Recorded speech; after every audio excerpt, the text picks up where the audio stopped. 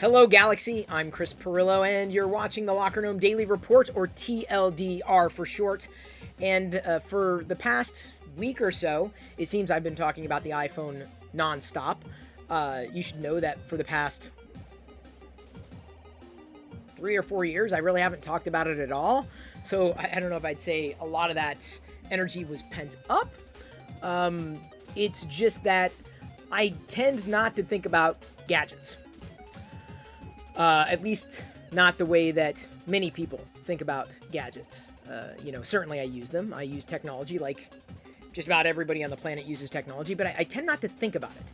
I don't chase down new hardware all the time. I usually just look for things that I might be interested in and then vicariously gain the experiences.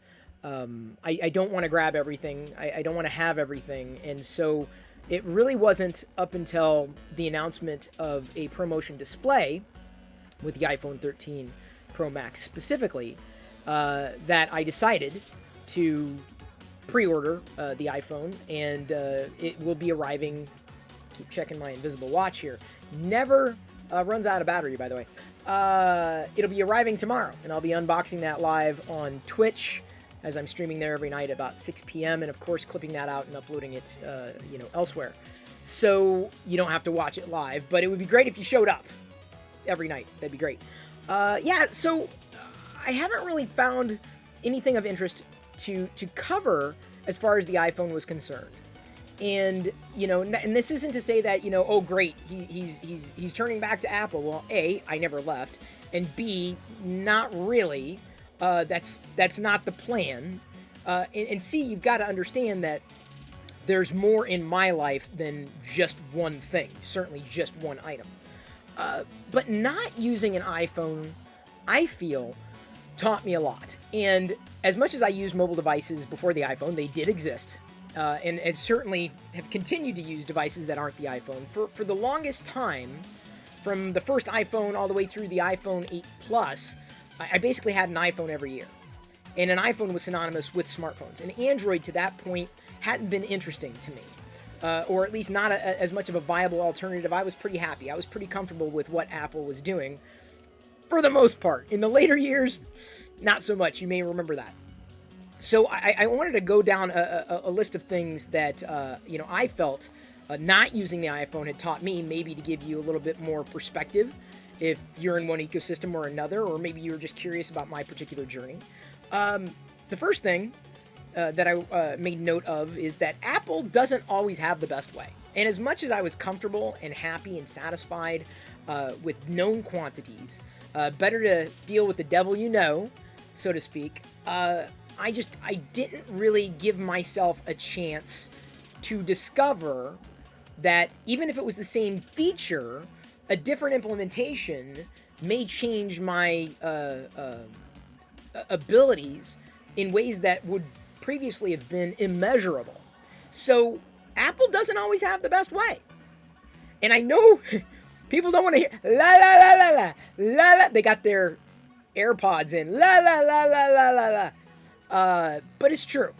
And that's not to say that Apple doesn't do things best in certain respects or for doing certain things. It's just that they don't always have the best way. Sometimes even with their own devices, seemingly, I've seen better interoperability within other ecosystems than I might have from Apple. So, there's a lot of history with Apple, but stepping outside the comfort zone showed me, wow, okay, there are better ways of doing things sometimes. Another thing I wanted to make mention of, mixing an outside or ecosystem and mixing it with another ecosystem can actually sometimes improve outcomes. Meaning, if you live in Apple's ecosystem or Samsung's ecosystem or Google's ecosystem, everything just fits together and that's amazing. Well, I learned that that's not always the case.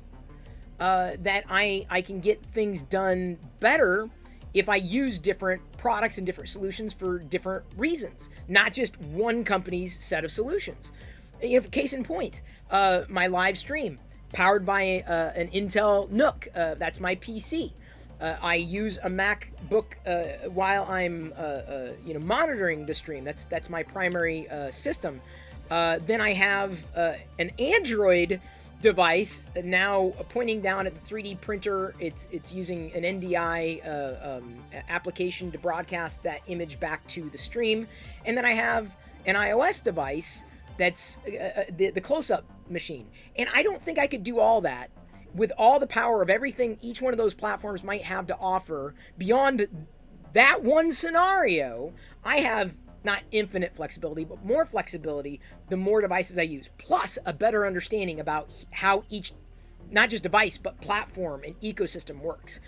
So that's something that I feel has made me a better, I guess, I don't know, user of technology. I mean, because we're all users of technology.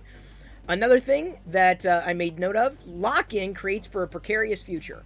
And that's something that, you know, you're in the comfort zone, you're cozy inside your egg of one platform because this is the way it's worked, this is the way it's always going to work, and this is the way I interoperate, and this is how I manage things. Well, the problem is that the deeper you go, the less likely it's going to be for you to extricate yourself from that. And maybe you're okay with that, or maybe you're not okay with that. My feeling is I don't want to be that way. And I thought I did, but I got to tell you, and this has nothing to do with freedom, so to speak. It's just I have more flexibility and options. So if someone does something that fits me better, I don't have to say no to it automatically. I can say, I could consider that. So it gives me more choice and potentially better outcomes. So lock-in, as much as it's a benefit, it's also a massive drawback. I also believe that blind faith is dangerous when you dedicate yourself to one thing or another. And I'm talking about you as someone who brings products in, right? Who buys things, who's a consumer, right? A customer, whatever you want to call yourself. Having faith that it's always going to be there and it's never going to change is very, very dangerous, because this is a race that never ends.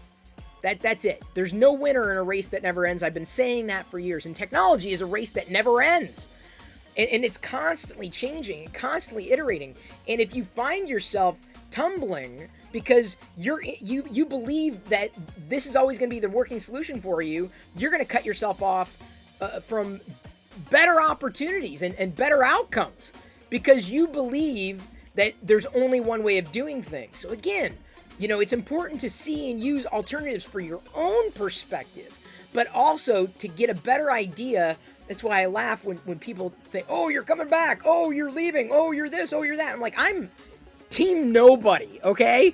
Because I will take what it is I need. I will look for what I want, because that's my prerogative. I only have so much space for Star Wars stuff, so I got to keep the gadgets, few and far between. I love looking at new stuff, especially when you might find a value for it, and I might be able to provide perspective for it. But that's why, the whole community aspect of technology is I don't know, it's broad. And I believe that the best faith for me to have is as a user advocate, because that's exactly who I am. I'm a user advocate. I also learned by not using an iPhone, or at least what this taught me, was that the Apple community can be just as toxic as other communities online. I know, for years it was all, the Android community, toxicity. Well, let me tell you, every community has the propensity for growing toxicity, and that exists everywhere. It's not just, in one corner of the universe. That community, and the iPhone community, iOS, Apple, whatever, can be just as toxic. And I wouldn't say there are any gatekeepers necessarily, but it's no different from any other community, and that's not something that I thought was true. I was like, I was all about Apple, and then like, oh, well, maybe I'm not. Maybe I need to change my perspective, and I did. So I believe I'm a better person, a much more worldly person, a Renaissance geek, if you will. Trying and using many different things, if only provide better perspectives for you. That's what not using an iPhone taught me. How do you feel about the devices you use? I'm just curious. Like, do you think similar to me, or do you think the way that I used to think? I'm curious.